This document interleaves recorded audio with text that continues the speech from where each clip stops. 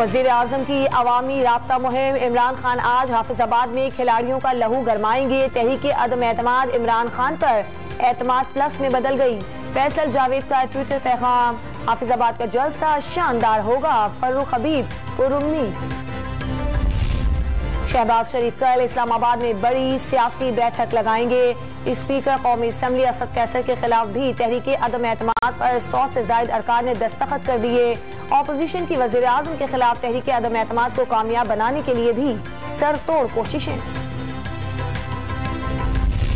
तहरीक अदम एतमाद पर काफिले की हिकमत अमली क्या होगी? चौधरी शुजात हुसैन का आज ऐलान मुतवक्के। शेख साहब शायद भूल गए, तालिब इल्म थे तो हमारे बुजुर्गों से पैसे लेते थे। चौधरी मुनीस इलाही ने वजीर दाखिला को माजी याद दिला दिया। यूक्रेन के 4 बड़े शहरों का मुहासरा जारी। कीव पर किसी भी वक्त बड़ा हमला हो सकता है, खबर रसाई एजेंसी का दावा। और कराची टेस्ट के दूसरे दिन ऑस्ट्रेलिया 251 रन से 3 खिलाड़ी आउट पर पहली इनिंग्स आगे बढ़ाएगा।